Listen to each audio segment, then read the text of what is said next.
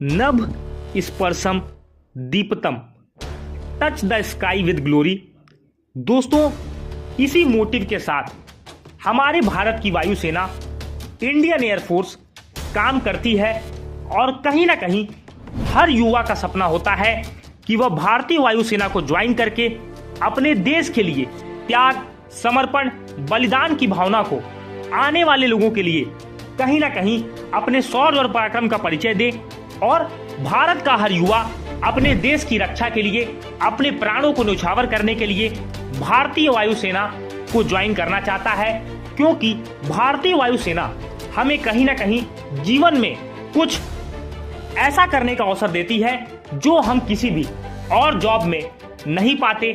आज मैं आपसे बात करने वाला हूं कि आप 10वीं के बाद इस प्रतिष्ठित ऑर्गेनाइजेशन को कैसे ज्वाइन करें और भारत माता की सेवा में अपने आप को कैसे समर्पित करें।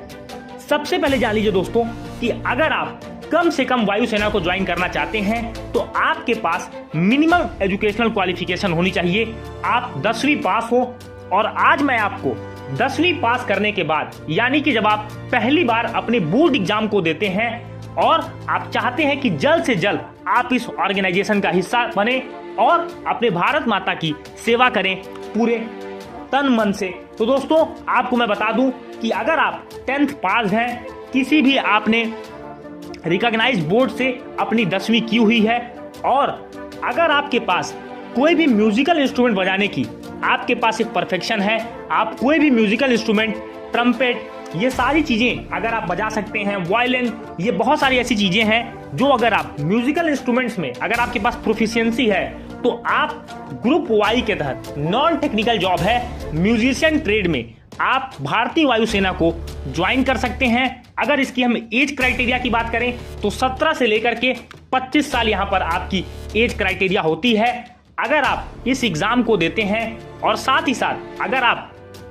इस एग्जाम को क्वालिफाई कर लेते हैं तो आपको CTI बेंगलुरु में इसकी ट्रेनिंग दी जाती है। मैं सबसे पहले बता दूं कि अगर आप ग्रुप वाई म्यूजिशियन ट्रेड में ज्वाइन करना चाहते हैं तो आपके पास सब्जेक्ट में यहाँ पर कोई भी बैरियर नहीं है, आप सिर्फ 10th पास होने चाहिए। साथ ही साथ आपके पास इंग्लिश एज अ सब्जेक्ट होना चाहिए। अगर आपके पास इतनी क्वालिफिकेशंस हैं तो आप इंडियन एयरफोर्स की वेबसाइट पर जाकर के airmanselection.cdac.in, दोस्तों ये ऑफिशियल वेबसाइट है इंडियन एयरफोर्स की, यहाँ पर आप जाकर के यहाँ पर आप इस फॉर्म को अप्लाई कर सकते हैं। हर साल में लगभग एक बार इसकी वैकेंसी जरूर आती है। साथ ही साथ पे स्केल की बात करूं तो 26,000 आपका बेसिक पे होता है,